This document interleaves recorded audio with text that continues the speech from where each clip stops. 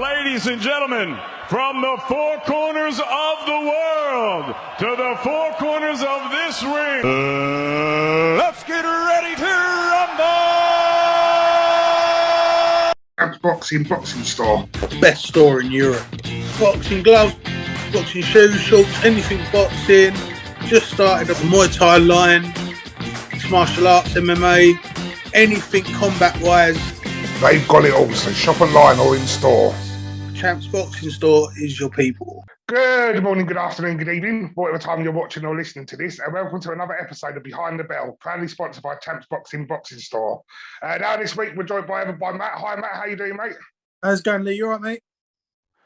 And also this week we're joined by a special guest. He's the CEO of the British and Irish Boxing Authority. It's Gianluca. Hi Gianluca, thanks for joining us. Yeah, hi Matt, hi Lee, and thank you for inviting me. Before we find out more about the British and Irish Boxing Authority, can you just tell everyone a bit about yourself and how you got into the world of boxing? Well, how I got into boxing is interesting in itself. My fiancée is Marianne Marston, and she was managed, also we say discovered and managed by Joe Frazier. So I used to be down at Joe's gym, just sitting there reading a book while she was training and everything else. But also because I'm a writer, I used to put out a bit of press for Marianne as well. And so Joe said, how comes Marianne gets so much coverage? To Marianne, obviously, not to me. And so she told him it was me. And the next thing, he gets me involved helping all the fighters at the gym, then actually helping with the gym. You know, the marketing of the gym and all of that stuff, raising sponsorships and all of that. Yeah, so it's a rather wonderful time. I mean, the best time of all on that was I'll be trying to get on with my work, but if Joe invites you into the back office and wants to sit and have a chat, you don't say no. And the stories that, it's just absolutely amazing time. Really was. Funnily enough, Steve Bunce, he'd always wanted an interview with Joe, never could get one. And he was over in America. I think, I can't remember what the fight he was over there for. But anyway, he popped into the gym on the hopeful, and Joe wasn't there, and I'd spoken. I said, shouldn't be a problem. Anyway, Joe came in and he was waiting, and Joe sent him away as per usual. So I just said to Joe, look, Joe, what we're trying to do for the gym and everything internationally, be a nice idea if you actually did it. So he said, okay, I'll only give him 5 minutes. So when I got Steve back, and Steve's 5-minute interview turned out to be about 45 minutes, if I remember rightly. Just fantastic. And then I went on from there. I went with Steve Cunningham and at Schuler's gym when Frazier's closed down. Because while Joe was in hospital, his personal manager decided to close the gym down because he thought they'd get more money for the gym closed down rather than us trying to get it rebuilt. And which was such a shame. So I ended up at Schuler's gym with Steve Cunningham, who Steve's wife Olivia became Marianne's manager then. So it all went on from there. Then I come back to England in 2009, got involved with Johnny Eames, became managing director of the TKO. Of course, TKO wasn't just a gym, it was an overall everything within boxing, including promoting. So literally covered every aspect of the sport. So obviously at the gym, we got the coaches, Jimmy and Tibbs and Mark Tibbs and Johnny amongst others. I mean, there was about 10 coaches there. So working with Eddie and working with Frank and stuff like that. So all round got a good grounding. Plus the fact you can't do better than having Joe Frazier, Percy Custis from Schuler's and Johnny Eames as your mentors. So got really built into it, really into the sport. And it's funny because BIBA came out of that because I actually became the vice president of the Mortal Boxing Commission first, and basically Enzo Jacopone and Bob, forgotten his name, the president of the EBU, invited us over to Dublin, me and a friend of mine, Alexander Zamet, a former Olympian, because there's issues going on in Malta and boxing. And we met up on the day before the EBU general conference, and they wanted us to create a commission. So we created Malta Boxing Commission overnight. And on the Saturday, we are now the EBU member for Malta. Wow. But how it ended up with, now we get to the UK, that was in 2011. In 2014, we were doing a TKO event under BBBFC, and we had two Turkish lads, the Ozgul brothers, Thea, and I can't remember the other lad's name off the top of my head. And they were big ticket sellers. So the show was virtually built around those. We done everything that you have to do. We sent all the paperwork in 21 days before the event, not 14 like it's supposed to be, foreign fighters on it. But Dennis Gilmartin was on holiday, and he came back the week of the show and said, oh, it's too late, you can't do it. But we'd put the paperwork in. And we thought, oh, God, we're going to lose thousands here. And I just said to Johnny, well, let NBC do it. And he basically laughed at it. Then the following day came in, he said, are you serious? And so I said, yeah. So we ended up at the weigh-in. We did the BBBFC weigh-in. And then we waited till all the BBBFC officials had left the arena, sort of thing. And then we did the Malta weigh-in. And the following, then on the Saturday, did the same sort of thing with the event. The event's come to a halt, basically. Everybody stayed because we let everyone know, don't go at the end of the, the spectators. Well, they weren't going to. Most of them came from the Turkish lads. And we put the pro section on afterwards, which caused a lot of trouble. Yeah, I'd imagine it would, to be honest. So you've got the board threatening Johnny because Johnny had the license, but everything to do with the event was in my name because I paid for everything. Everything was paid for through me as the managing director of TKO, and so that was quite.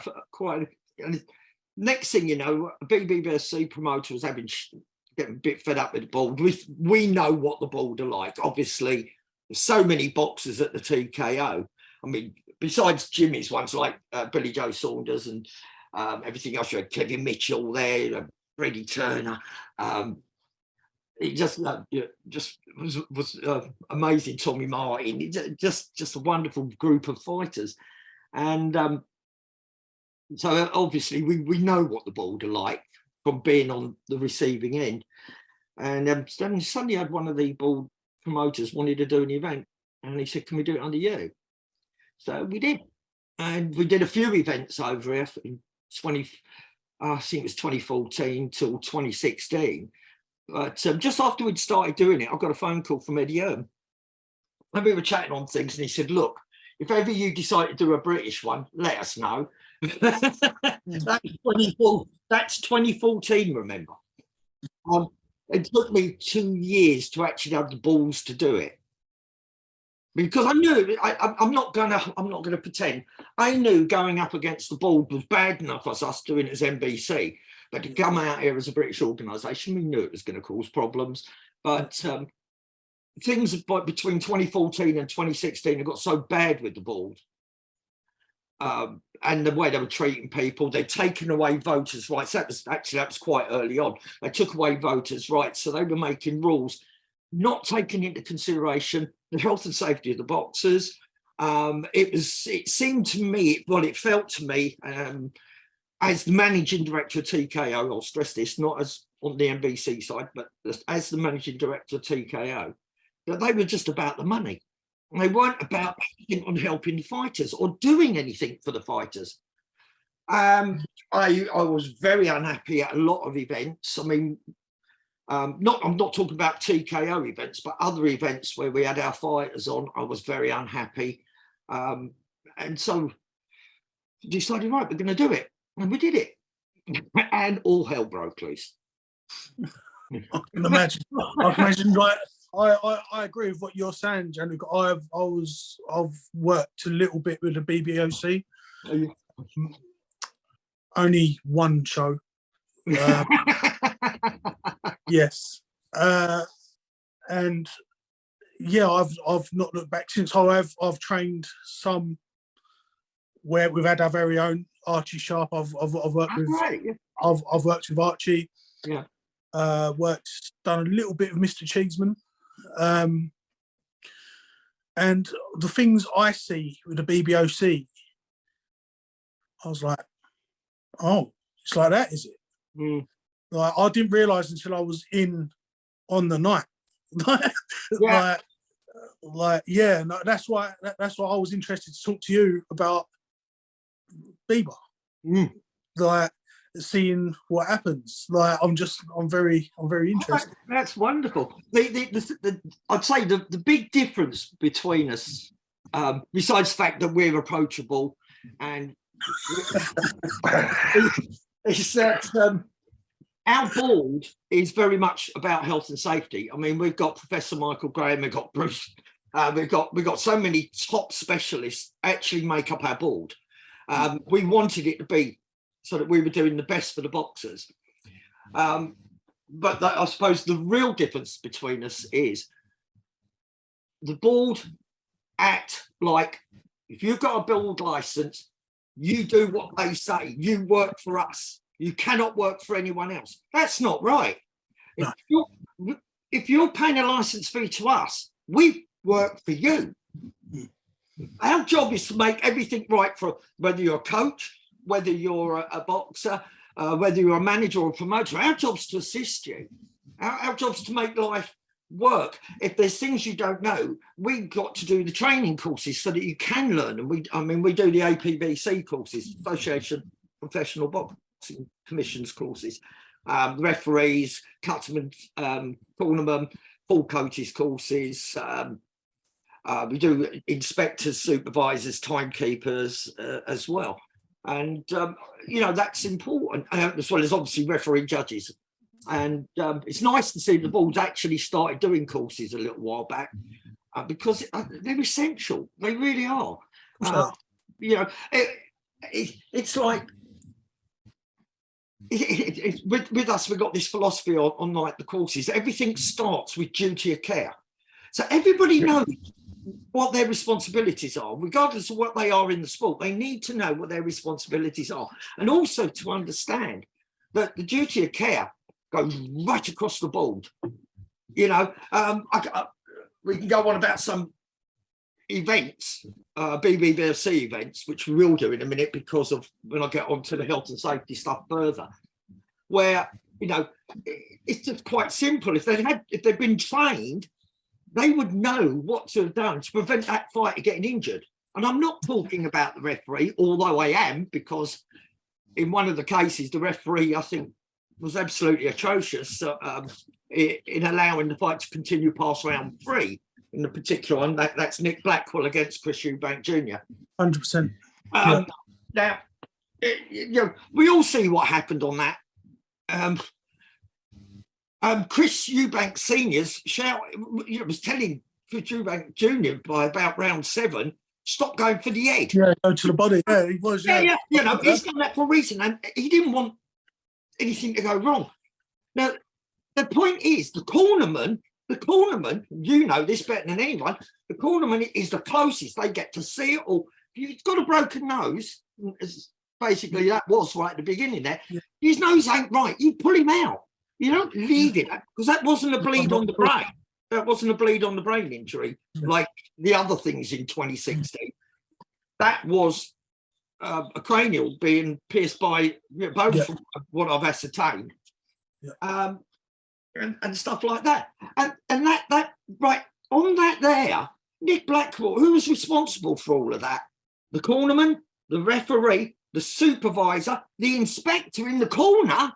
Why the hell hadn't he picked that up? 100%. Totally agree. I had a bleed on the brain in 2016. Oh gosh! So you know all, yeah, and I know and everything what you're you saying. still have to do now, and this is another thing that never comes out.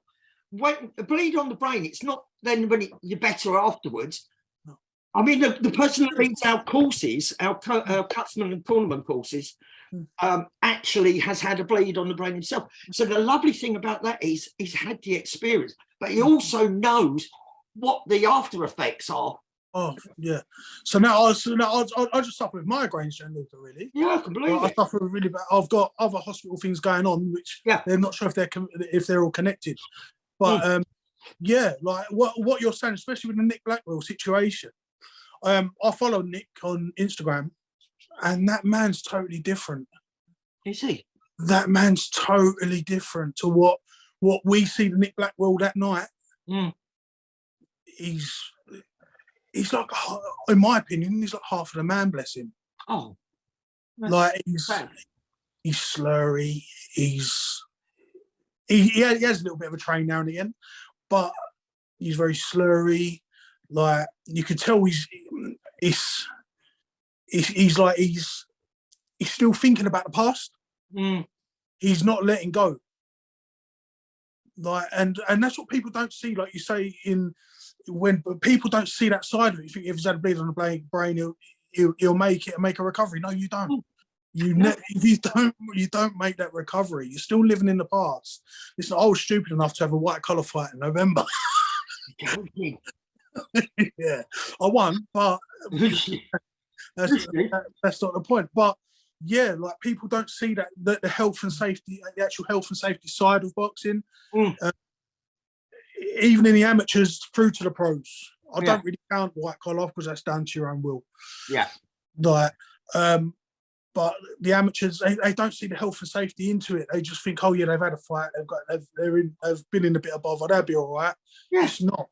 No, it really isn't. I mean, that's we talk about 2016. You started off with Tommy Martin early in the year, then you had the Nick Blackwell incident, then you had Mike Chow die in September, and then in November you had Edward Gurkek's incident in the George Groves fight, which I don't know if people know, but there was a court case on that, but the board settled out of court just as a Tomlin order on it, and it's not allowed to be said what the settlement was, even though I do know it. If you was American, I'd be able to say it because the Tomlin order covers in the UK. But if I put it out in America or France and everything else, people can know the truth about that one. Yeah. But then, so you had that. So in 2017, the first thing we did, well, at the end of 2016, we started looking at it. But in 2017, we introduced infrascanners ringside so that we can scan the brain. They're handheld infrared scanners, and they do work. Now, funny enough, I've got a head injury because I used to do drag racing. I used to race top fuelers, and I had the incident of a blower coming through the roll cage. So I've got a bit of a head injury. So when we was doing the trials on things, we're doing everyone. Of course, it all comes through beautiful on everyone, and it comes through on me, and it's got the anomaly shows up. It is that good. I mean, and that my injury was 87.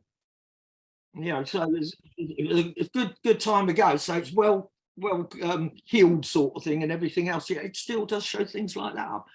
And I've got to be honest, we've only had two anomalies come up on that. They, funny enough, was not on a pro show. It was a semi-pro show with a couple of pro fights on top. So I was there because we had a couple of our pro fighters on it. And a couple of the undercard fighters got knocked out. And I did the scans and we got the anomaly. First one, I said to him, you need to go. Sorry, no, his one was okay. That one was okay. The second one was the one that do. Yeah. And anyway, so I'd done the test and I wanted to do another test. And the doctor came in. The doctor said, no, he's fine. I said, no, he's not fine. So we did that. We did another scan. It showed up. It came up again that there's the anomaly in that area. I suggested to the coach take him to the hospital. They did do, and he had a swelling on the brain. He didn't have a bleed on the brain. He had a swelling on the brain. But the point was, he could have, if he'd gone straight into the gym the next day and did some sparring, it would have become a bleed on the brain. So these things are essential. I'm pleased to say, like we've been, we gave recommendations. The Australian Commission's supposed to getting them, or they've got them by now, because that was about a year ago. We was giving them out reports on it. UFC have been using them, but like I just cannot believe that no other commissions are doing them other than the cost. I mean, we do not get the kind of money. BIBA, our sanctioning fees at the most. For even a big event, you're looking at, let's say, an event, say this, not necessarily like an AJ type fight, but like a fairly decent sized fight. Our sanctioning fees, including all officials' costs and everything, comes to less than 20,000. Whereas the board, say, you get like 5 times that if you get me drift, or more. And we still got the scanners. But the board and I offered them for their shows even to use our scanners, and they didn't. I just cannot understand why they don't seem to care about the health and safety on the fighters. I mean, that was 2016, and we go back earlier this year. We had a spate. I think it was 3 in about 3 weeks. Yeah, there was a Ghanaian guy, wasn't there? Yeah, he had he started fighting in the corner, didn't he? Yeah. Oh, that was very recent. Yeah. Funnily enough, I say we do the head injury courses, because we actually do a course which is head trauma signs and symptoms, which is really good. We've got that video of that, and we've got this American doctor who he's done a fantastic explanation of what's occurred and what's caused that. And we've actually incorporated that into our courses now, because it's one thing to explain it to someone, but when you can show them, it is fantastic. So yeah, that's it. Yeah, but that was a very scary one, because I've never personally seen that before, because what you tend to get is it tends to be after the fight. They're in the changing room or whatever, or they've gone home, and that's when everything comes into play. I think the reason why that happened in the ring the way it did was the other fighter had gone out of the ring. He'd been knocked out the ring. Yeah. And so his standing is not active still. You know, he's not doing all the active thing. And I think at that point, when he's sort of relaxed down, and the adrenaline sort of flowed out before coming back up again, I think that's probably why we see what we see in the ring. I don't know that for sure, by the way. This is just from all the experience that I've had with the head injuries, because we do a lot of research into head injuries. All the stuff that we know on that makes me feel that is probably the adrenaline had gone down, and there was another surge of adrenaline when the fight's about to start, and that's why that happened like that. But I'd like to be able to say that is definitely what happened, but I can't. It makes sense that is what it is. Yeah, of course. It could be this, and this is what I agree with you, Gianluca, with the BBOC. So I've still got quite a few friends that are involved in boxing, things like that. And they're charging like £1,000 a head scan. Now, yeah, no. Do you want to? You brought up something there. Carry on with that a minute, and then I'll tell you something that's going to blow your brains out. I'll tell you. Now, in my opinion, the promoter or the BBOC should be providing that for the players. Well, then they get it back another way. They do it through the licensing. So what you said, I'll be honest, I can't tell you what the board's licenses are at the moment. I know they go up every 3 months, but ours has been the same since 2016. It hasn't changed. There's no need to. But it's like this on the MRIs. It's £600. It's 585 quid for the MRI with the board. We're within Health. Vista, which is the same company, we're still only paying 300. It's absolutely disgusting. Like in my opinion, these fighters should be head scanned before they fight, before every fight.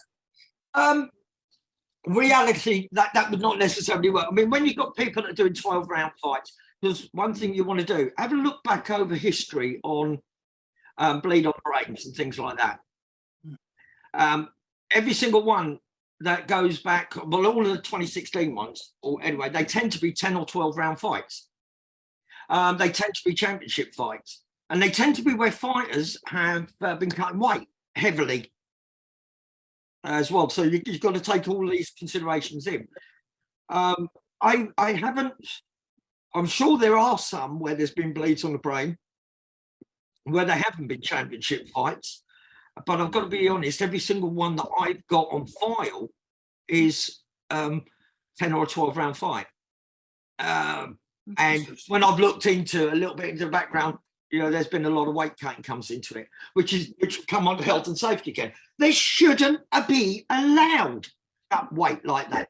You see Chris Eubanks Jr.'s, I'm not joking, when I see that photograph, I thought it's his head on a Biafran's body, basically. Yeah. I would not have allowed that fight to have gone ahead if that you know, if that had been the genuine weigh-in, as it wasn't, obviously, because the fight wasn't going ahead. But to allow someone to cut that much weight is stupid. I mean, I've been campaigning that we only have a maximum of £10 when the fight is made, that they should only lose £10. Now, it's not because the rehydration clause says £10, because that's, you know, that's a different thing. That's how much extra weight you can put on by the next day. But when you look at it, you shouldn't have people like Canelo, who cuts back from around about, I think it's 92 kilo, down to virtually middleweight when he did the fight with Amir Khan. He came in on, they didn't do a rehydration clause. And what you had there was, it was basically a mid division cruiserweight against the super welterweight. Hmm. That should not be allowed. 100%. 100%. Like, us fighters need protection from ourselves. Yes, you need protection from yourselves, but also that's what we're there to do. If people started to take BIBA seriously, I'm sure that we could get some rules changed. I mean, what you've got is you've got like, no. I don't know how to say this without it being very controversial. What you've got with us is you've got the BBBC going around lying about us to everybody, whether it's the media, the championship organisations, etc. And so they, because the board's been about forever, they believe it. The reason you don't see BIBA fights or BIBA reports in many publications is because they've literally been told, if you report on us, you will not get tickets to be ringside at BBBC show. They can't do that because it's the promoter's choice. But that's neither here nor there. I mean, the Boxing News will only write crap about as if the board's giving it to them. They won't actually write anything positive. Even when we've done the scanner, I don't know if you see the headlines. The headline in Boxing News was BBFC are looking into scanners. This is off the press release of us buying the bloody things and putting them in operation. BBFC considering the scanners.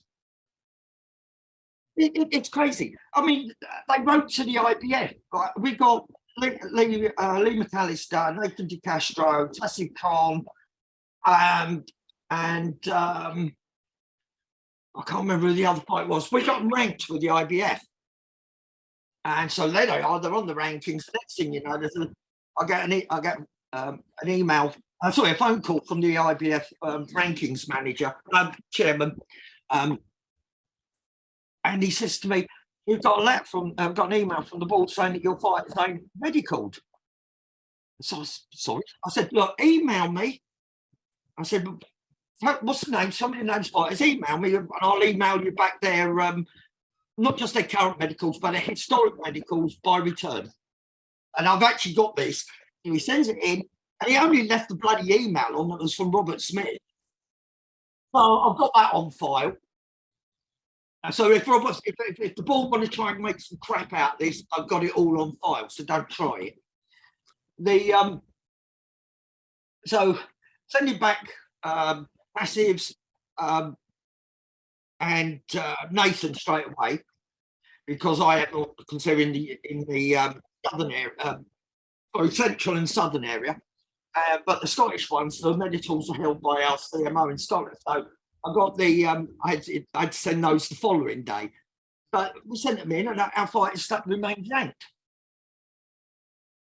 It's just, this is the problem, is that people don't look into things. They take people at their word. And when you've got an organisation that is the way that the board are, which I know later on we'll get onto, I'm sure we're going to be talking about Conor Benn, and I'm going to enjoy that. When you've got organisations like that is in charge of boxing, supposedly, and we're the ones that's being told that are dangerous. We have professors, the top people that you can possibly have looking at fighters. We've just got 2 more coming on board. So we're increasing our medical board even further. To me, it's important. The boxers come first. Their health and safety is more important than anything else on this earth.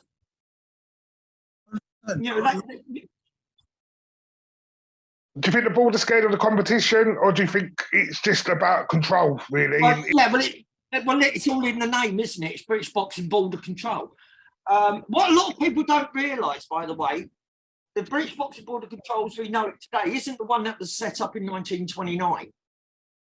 This is the one that was set up after Michael Watson, because they went bust. This is the one that was set up after Michael Watson. And this is set up after an incident where they were failed, and they've not improved since. And they go out saying, look, we're dangerous. We're basically white collar. I tell you what, you don't get pressure, Eddie. I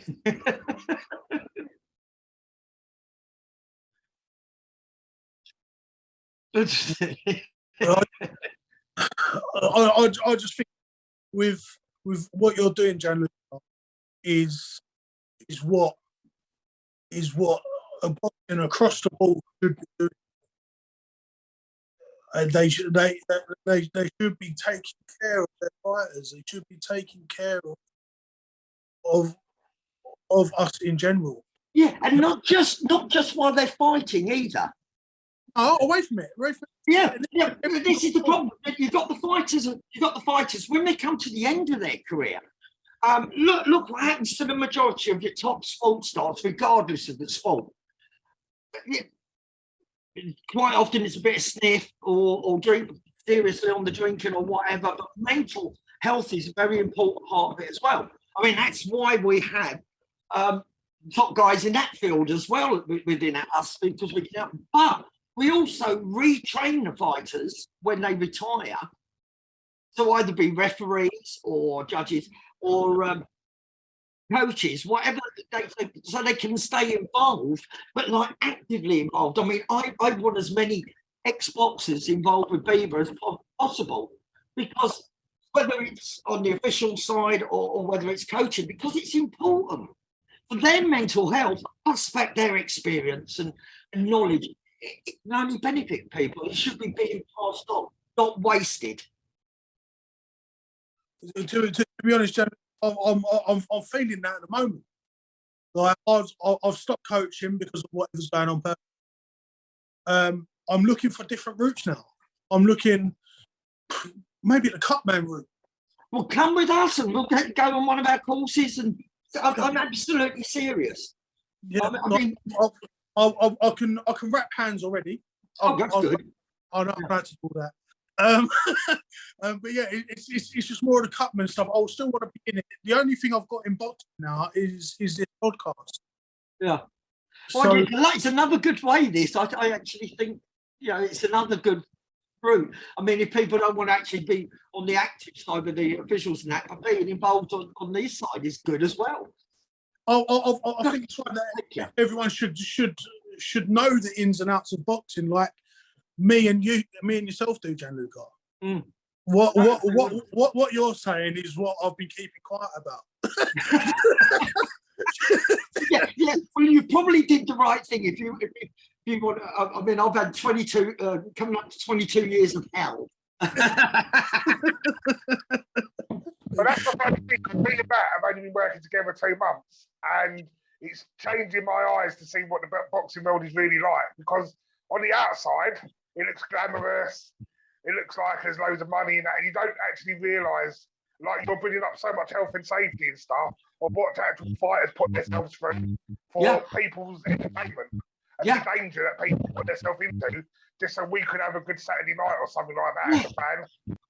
No, you're absolutely right. I mean, you take that. The other thing, you want to go, you know, as you say with me, I was the TKO, but I've been in gyms because of Marianne. It's all her fault. And yeah, I've been in gyms. So you see what the fighters put themselves through on a day-to-day basis to go out and perform. You know, they deserve.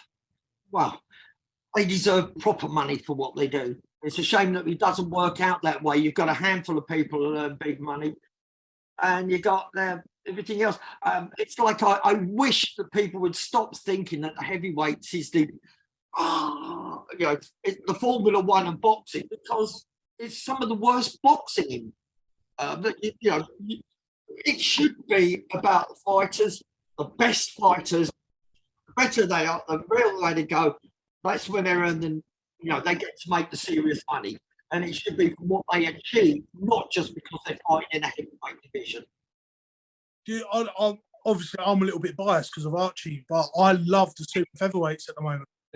I can watch them all day. It's more exciting fighting the lower classes. They really are. I've got to be honest. I find it a shame that we don't get more of the lower divisions. We tend to start in this country, the majority of fights, it appears, I'm probably well wrong when you go right across the whole sport, but it appears to be like super welterweight upwards. The majority of the fights, there's percentage-wise of the lightweights down, it's much lower than it should be, which is such a shame, because they tend to be the most exciting fights. With your fighters, how do you go about licensing them? It's the same process, more or less, as the board, without the waiting 3 months to get your meeting. We're a little bit different. If we know that they're a pro boxer already, that's a different situation. If they're, I mean, I don't know if you know, the board started since Nick, I don't think because of Nick Blackwell, but they used to allow people who came up from the semi-pro or the unlicensed scene to be licensed if they showed the ability, which I think is the right thing to do. It doesn't matter if you chose not to go the amateur route and you chose to go that route. If you've reached the standard where you can be pro licensed, there's no reason why you shouldn't. But for some reason, the board has stopped doing that. The only thing there is, what's their choices? They either then go to BKB, carry on fighting on the licensed scene, and that. But there's some of these kids got serious ability, but they've never had an amateur career, so why not? So anyway, but as I say, getting back to the process, you don't have to. With us, if we sit and talk with people, normally we like to have the coach involved discussions. Because if anyone's going to be able to tell you their abilities, I mean, we have them send us videos and things like that. No, I don't want to see videos of people on bags. I don't want to see videos of people. I want to see them fighting so that I can assess their abilities. Now, most fighters that come with us, they do come through a pro coach, and it's a lot easier for us for the process that we prefer. But when we have had someone that hasn't, we do the videos, or else we'll do a sparring trial, which the board stopped doing years ago. And I'm sorry, a sparring trial, if you've got no video or no coach's feedback, is really the only way to know. So we still do those. Then you need to have your medicals, which is medicals, blood work, eye tests, MRI, MRA. with us, you're looking at it can cost, and the license is £100. So that should cost. So it can be as low as around about 550 quid to get a pro license if you're using your own doctor, which we actually always advise people to do. Get your medicals done by your own doctor. The board tend to want you to go to their doctors, and the cost is higher. Yeah. So as you said earlier about £1,000, it was £1,000 before they put the MRI prices up. So it's about £1,200, your medicals and everything down with the board. With us, it could be as low as 550. It's as simple as that. And probably at the most 7. I mean, because there's people like 610. Because people like MP at Fit to Box, she does the medicals and the MRI all in £510. So that's that's everything, and then all you've got is £100 for your license. So, and your eye test, which is 10 up to 25 quid, depending where you go. So it makes it more affordable. Which, and when you had fighters, the other thing for a fighter is they have to do this annually. What we always advise is if someone's got a license and it's come for a renewal, don't renew it yet. Wait till you've got a fight coming, because you'll need your new medicals. So they've got a fight coming a couple of weeks before it. They've got a whole year's of medicals in date. Whereas it could be 3 months before you get a fight. That's a quarter of your money gone down the hole.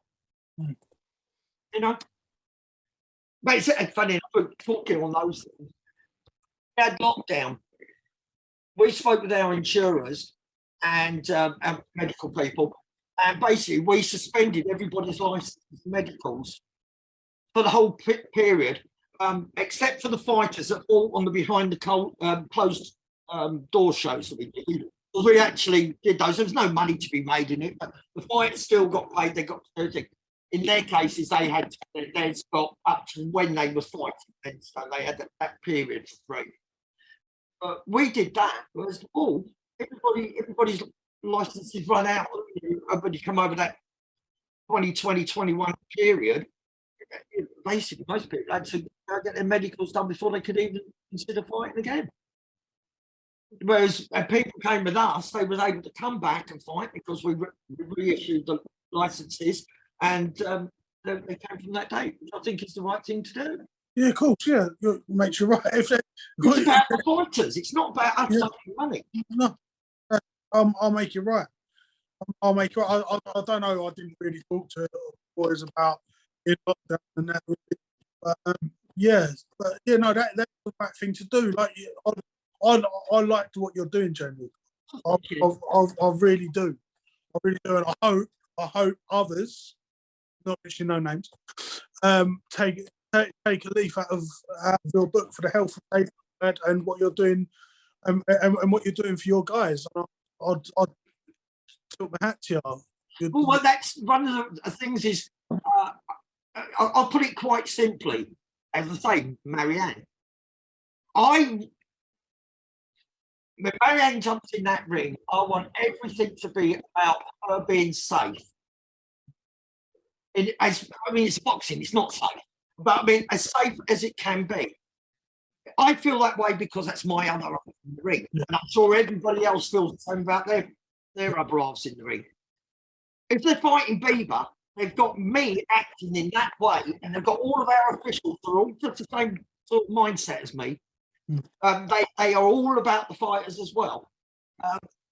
It's funny, isn't it, when you've got an organisation, how they are at the top comes right down. You notice how officials are at BBBC events. Not our lot. They're easy to get along with. You can go and chat with them and they'll help you. And, that's what it's about. But sorry, but it's everybody having that right mindset. It's all about the fighter. Yeah. So you've got the people around you. You've got your inspectors. You've got your judges. You've got your supervisors. You've got your referees and everything. They're there. They've all got the same training in like duty care and head trauma and stuff like that. We all know what we're looking for. We stop things happening before they happen. Yeah. How anybody in any sport can not take that kind of attitude is beyond me. And I'm over the years, I've spoken out now, whereas I never used to speak out. We would do our thing, oh, it's sad, it's sad. No, I'm angry. I'm extremely angry that all treat the boxers the way they treat them. And they think that they're God Almighty and these minions have no importance. That's wrong. They are the important one. I'm an irrelevant character. What do I do? They're in the ring. I'm just sitting there doing the piece of paper and making sure they're safe. You know what I mean? I'm not important. They're important.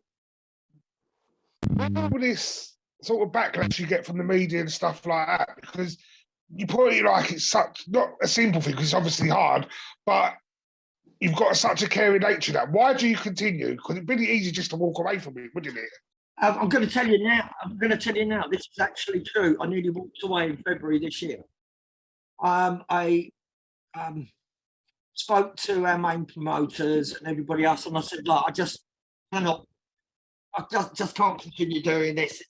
I can't remember what it was that set it off. I think it was February or might have been March. But it was funny enough, it's something to do with the ball, obviously. I think I just can't be bothered anymore. No. There's something, there was something was on it. There's a ball that, we were made to sound like we're unsafe. And I thought, I'll just give up. This is somebody that knows us who this was. And I thought, they've come out with this crap to the ball on behalf of the ball because they're now a ball fighter. And I'm actually getting the same at the moment from Nicola, in a way, from Nicola Hopewell. Nicola Hopewell knows that she's 8-0. She knows that she had 6 fights, won 2 titles with BIBA. She knows they're pro. And she's a lovely kid. I adore that kid, and I really wish her well. Don't go well with the ball, you'll always be welcome. I mean that. And I've said that to anybody that's gone that way. She's absolutely insisting she's only a 2-0 fighter. Now, I know that's not Nicola. I don't know if that's her promoter or a manager forcing her into that, or the ball, but it's not Nicola. Because, but this is what you get. We help the fighters, we do things for the fighters. And I've always said to any fighter that comes with us, if you wanted to go with the ball, we'll always support you and help you. I've even helped fighters get with the ball. They didn't come with us at all. I had fighters that had issues with the ball, and I'll introduce them to someone. I did it the other day. I put a lad that was having problems with the central area of the British Boxing Board of Control, and I gave him Mick Collier's phone number, Southern Area's chairman. I said, look, Mick's a good guy. Explain to him what's gone in. He may be able to help you. Unfortunately, that kid's now coming with us. But because of the way we were to him, not because it just doesn't think it's worth pursuing the ball now. Because why? I'm going to get better treatment here. It's crazy. I've gotten a bit serious, didn't I? Listen, I like this talk. I like digging into it. Like some of the things, like obviously we can leave privately, and I don't say things on here what I know and what I don't know, but what me and Lee talk privately, and that's what I listen, mate. You don't want to go. You don't want to go there. But no, it's nice for you to, as a guest, to let us in on your ways and what different organisations do. Yeah, that's different. I like that. Yeah, well, I've got to be honest. There's some seriously good commissions in the world, and I would, if I'm going to be absolutely honest, the BBBC have got a lot of good about them. If only they would change their whole attitude and be about the fighters and making things safer for the fighters, there'd be no need for us. There wouldn't be. If they treated the fighters right, there would be no need for BIBA. Because everything will be wonderful because the fighters will be protected, they'll get plenty of fights, and it'd be nice, but unfortunately it isn't that way. Did you ever? It's probably just a while, never going to happen. But linking in with the board and becoming one. Yeah, but they'd have to come into us, not the other way round. I would not go in. If anybody was taking anyone over, I'd take them over and incorporate them into us. I would not want to go the other way because they are not fit for business. They're not fit for purpose. And funny enough, I'm not the only person that said that this week. Guy on Talk Sport, Catterall was saying, I noticed it on Facebook earlier, funny enough. But he's saying they're not fit for purpose, and they're not. And especially, it's proved with not only the Conor Ben crack, but also the Ian John Lewis crack. Because it might sound funny, but what they did to Conor is exactly what they did to Ian John. So everybody thinks Ian John was downgraded because of his scoring on the Catterall Taylor fight, and it wasn't. And what's more is, when it all comes out, you're all going to be shocked, and I think everybody's going to be calling for someone's head to roll at the BBBSD. Because I know it inside out. See, a lot of people have abused us over that. Oh, we've only taken him on because the ball, he's been downgraded from the ball. No, we took him on because he's a bloody good referee and judge, if not one of the best in this country. And I know the facts. I know exactly what it's about. And that notice that they put out, they made it sound that they called him and they spoke to him on the thing, and they were satisfied. He even said on the letter, they were satisfied with his reasoning, his explanation. But they've downgraded him. And when this does come out, I can't wait for this to come out, because it will come out in the next couple of months. When anybody sees that, and when the truth comes out on this Conor Ben thing, and I want to state something categorically here, I have not spoken with Eddie. I have not spoken with Conor. I have not spoken with Nigel. Because everyone knows that obviously we were going to do Nigel Ben Beaker back a couple of years ago. I haven't spoken to any of them. But this is purely as a commission head. When this has happened, my first reaction was, I actually congratulated the board for cancelling the event, by the way. I actually put out, I applauded them for that. I would never have written that if I knew the whole what's happened on the 23rd of September to the 6th of October when they done that. And again, when they put out that notice, Conor Ben gave up his licence for the right reason. He doesn't feel that he should be boxing until he's proved his innocence. So he signed his licence, which I think is a wonderful thing. And I've had this from a very good source. Like I say, I haven't spoken to Conor, I haven't spoken to Nigel, I haven't spoken to Eddie. But a very close associate of both Nigel's and mine. He was thinking about it, and it's just that when it came through, the letter for the thing, he thought, well, better do it now. So that's why he did it. He done that because he wanted to prove his innocence, which is one of the things he wants to work with, because they put that letter out, everybody is absolutely categorically calling him a drugs chief. I'm not saying he isn't. What I'm saying is the way it was done. It's not fair, because if he is innocent, it's going to be really, he's now in a situation of being guilty until proved innocent. It's not that way. It should be innocent until proved guilty. You got the B test, you got all that, but there are situations. I mean, what we've done since this incident happened, our CMO, Professor Michael Graham, started doing research into not only just clomidine, but other banned drugs in the food chain, just to see if it is feasible. And it's funny because, like, a lot of people have been.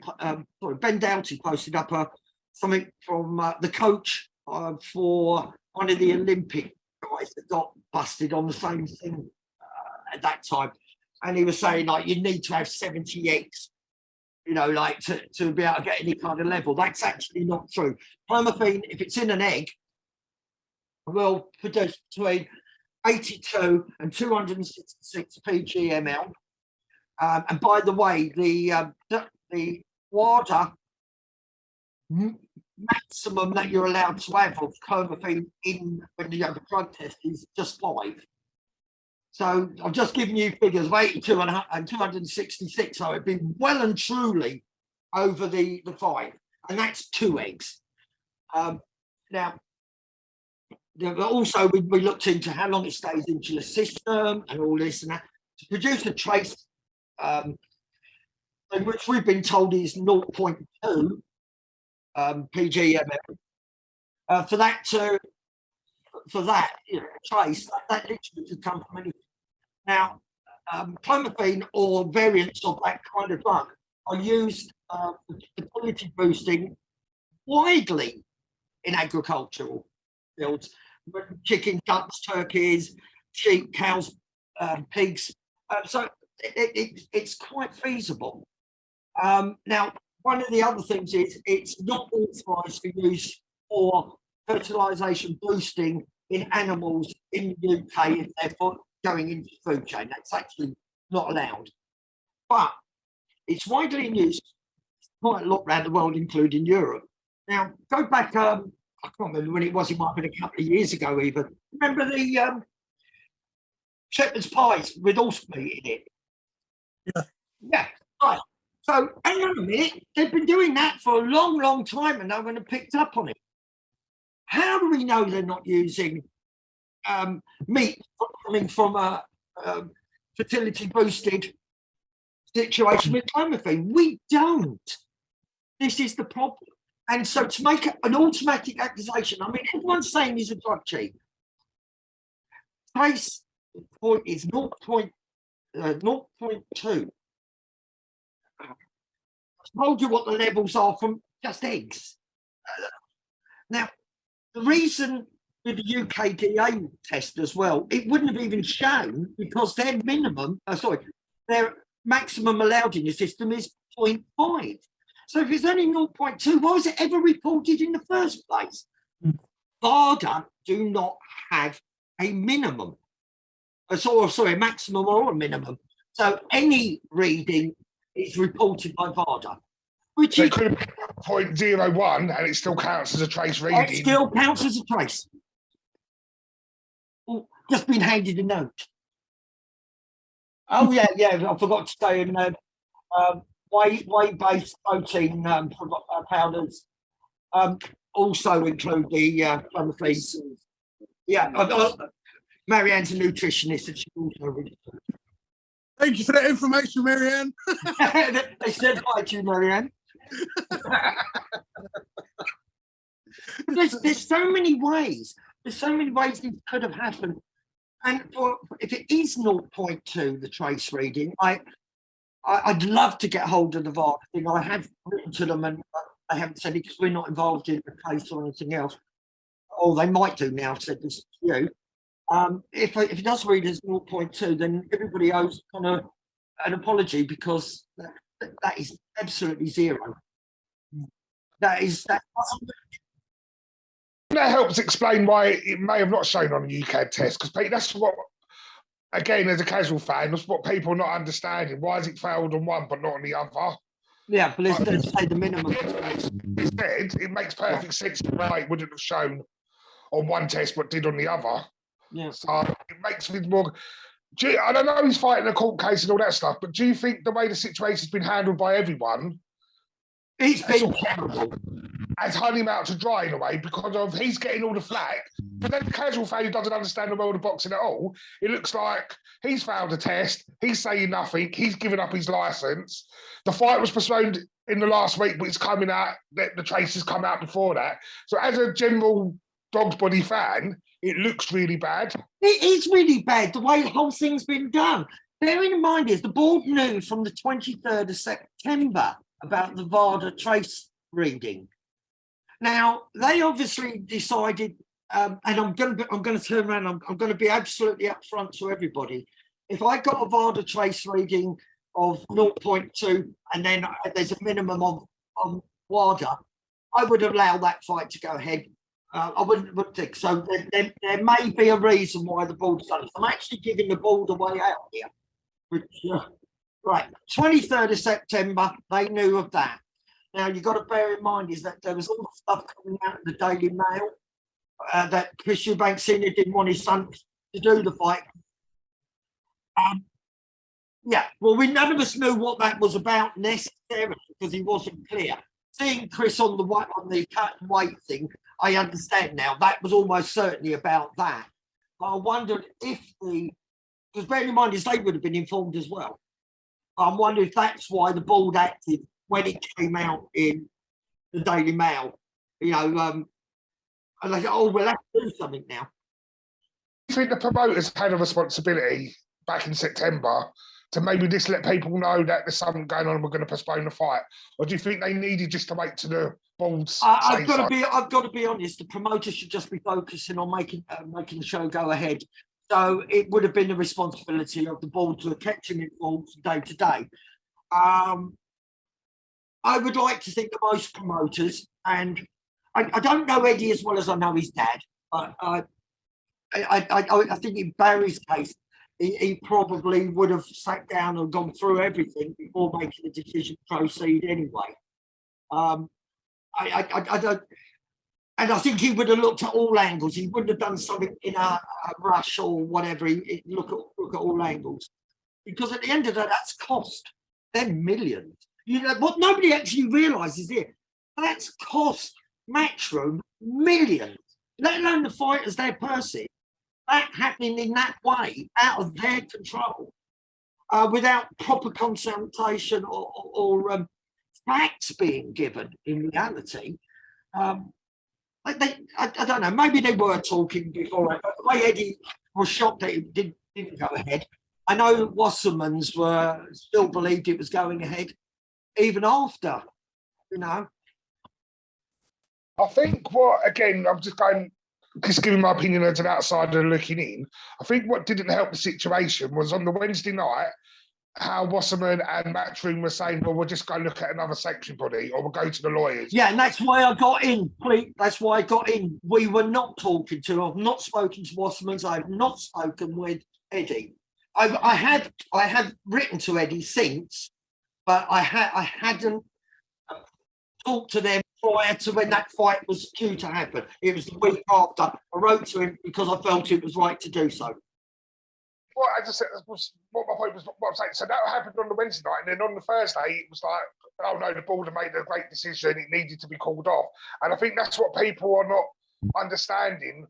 But Eddie has come out since and said, you've got to think he just had this news, and then he turns up to a place and there's a load of cameras in his face, and everything come out public, so he didn't have time to process it and think about what he was going to say. So I get it might have been a knee-jerk reaction to say, well, sod the board, we'll go somewhere else or we'll get lawyers involved. They were talking. I do know that Wasserman's was talking to someone else because they called me, the other commission.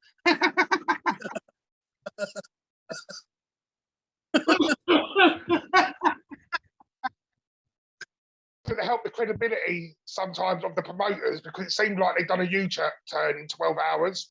1 minute they were going to do everything they can, and the next minute, because there was a backlash of saying this fight shouldn't go ahead from the fans, it was like, oh no, it's not going ahead. And I think that's what, as I keep saying, my famous catchphrase on this show, as a casual fan, it doesn't sit well. But no, it doesn't. None of it sits well. I mean, because of the way it happened and everything else. I mean, as I say, I can't remember which one of the Sauer brothers it was, but one of them went literally on the Friday night saying it's still going ahead. You need one voice. One of the things is my background sort of thing. One of the things is it's like this should have been handled properly. There should have been just one voice. There should just have been one voice. Somebody, it shouldn't have been Connor, it shouldn't have been Eddie, it shouldn't have been whichever one of the Stallons that was talking, it shouldn't have been any of them. There should have been a spokesperson by out front. This is all being looked into, calm the whole situation down. That really is the way that should have been handled. And when you're talking about money and you talk about multi-million-dollar fight sort of thing, I don't think at any time, the promoter or boxer should speak when there's something like this. They should be kept out of the way. We're looking into it. Because one of the big problems is everyone's made a decision already. I say I even did. I even thought, it's got to be stopped. The fight's got to be stopped until I've learned what I've learned. So you need just somebody out there. Just the whole point down the line. We're looking into it. We'll give you updates tomorrow, and then you go through it. Then you get a statement from Eddie. You get a statement from Connor, and that should have been it. And the board, the board should have put someone out as well to do the same, rather than that statement, which made it sound, because of the last line on it saying it was upheld. That was nothing to do with the drug test. That is absolutely nothing to do with the drug test. Yet everybody thinks that it's been found guilty by that statement at the bottom. And the board do this constantly. They mislead people to make themselves look, I don't know, whatever they're trying to make themselves look like. To me, to make themselves look like an idiot. Because I'm sure that Connor this will all come out what that was about in reality, and the board are going to be shown. I know that Ian John Lewis is going to come out with I know that's going to happen. I don't know when, but I know in the next 2 months or so, everybody will know the truth on Ian John Lewis's situation with Paul, the catch-all one. I know what you're saying about being misleading, because again, by just using the word misconduct, the only thing you can think of as a misconduct is a failed drugs test. Especially since they're talking about the drug test. This is the thing. It's nothing to do with the drug test, but then again, someone who's not privy to all the information, what else could it be? Yeah. In a normal person's eyes, but who's not privy to the information, because everyone, and I get it's an illegal thing at the moment, so nothing can be said. Yeah. But like you said, I think, as you said, people just need to wait, get all the information, then make your decision. If you still feel like it's still fair enough. A big part of that, let's face it, this world's moved on so much. Wow. I mean, social media, people can say what they want. It's getting to be the same in the actual normal media. I mean, I rarely watch the news on TV because it's just people's opinions. I don't want people's opinions. I want facts. If you're going to give me news and give me facts. I don't want anything. I don't want what you think or what the editor or statesman thinks or whatever. I don't care. I want to know facts. You spend a day with me and you see what I do just on anything.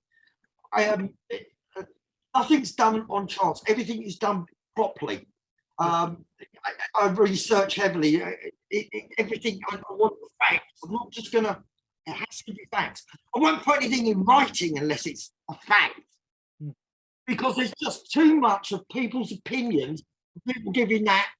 And let's face it, whatever you do, half the country's going to say this on any subject you want.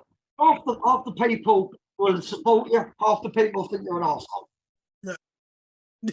Yeah. I have the same conversation. Everyone works on.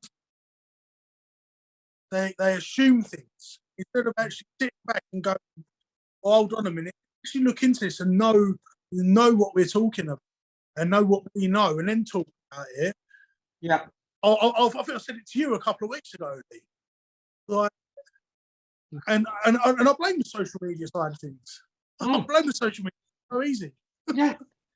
I jumped to the background, and as soon as the message come out, I text Matt. I said, look, Connor's a cheat. Because I don't know anything. Matt was like, wait till you see what everything happens. See, I didn't believe, and I don't believe Connor is a cheat. I'd say I don't know either way, unless we can get hold of the VADA report and say if it is 0.2%, then he isn't a drug cheat. That's just something that's just happened to have got in his system one way, whether it's from, as Marianne bought in the supplements. And this happens a lot in supplements. There's a lot of supplements. Bear in mind, if they're doing eggs into the supplement, the dried eggs into the supplement, you don't know where the source of that's coming from. And trace elements, and we're talking about minutest amount. So minute, and by the way, the reason why WADA have a 5 PGML allowed in the system is because in the food chain in America, you've probably got about 4 to 5% in most things. in quite a few different products, there will be that kind of levels up to 5. Because in America it is allowed on the fertility boosting, from what I can make out. But WADA set that as 0.5 because it's in the food chain, and it actually says that because it's in the food chain. So I'm getting people that turn around, it's not in the food chain. It's crazy until you don't know, like, just a little bit of information you gave tonight. That sort of made me sit back and think, well, hang on, it makes sense now. So the fact needs to come out, I think, as you said. Oh, it will. It will come out. It will come out, but it won't come out for a long time, will it? It's going to be either in a court case. Well, in fact, the only way it can come out is a court case.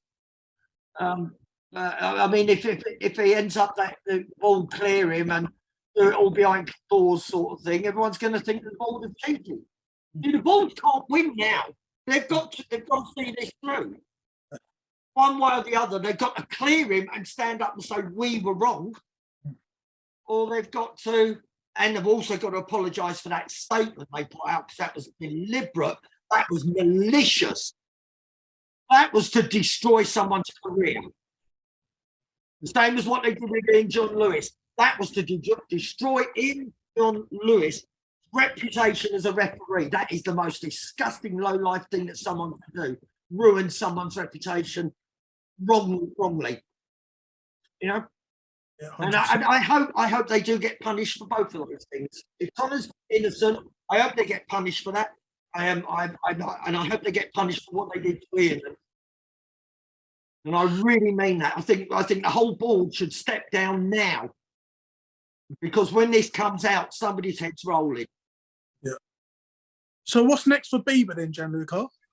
Well, hopefully it'll get lively. I've got to be honest, after the lockdown, I thought, I've got to fight it back.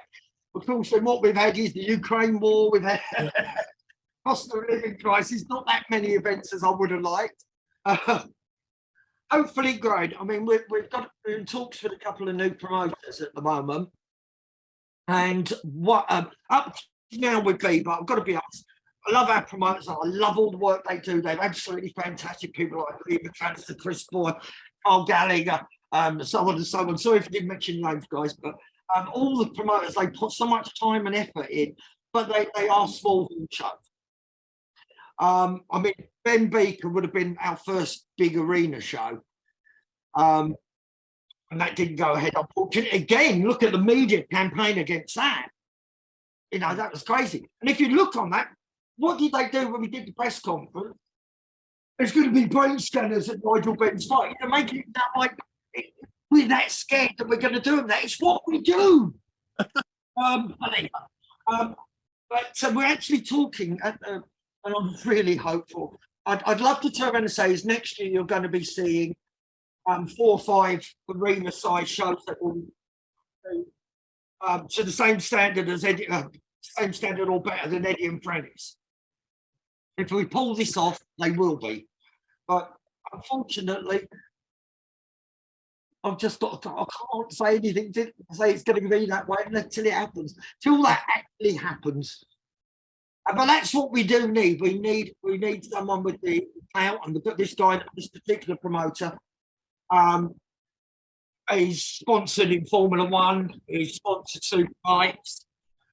He's been involved in boxing. I've known him since 2009 because he used to be down at our gym regularly. He's got a very, very successful company and can afford to put on big events to match Eddie Franks.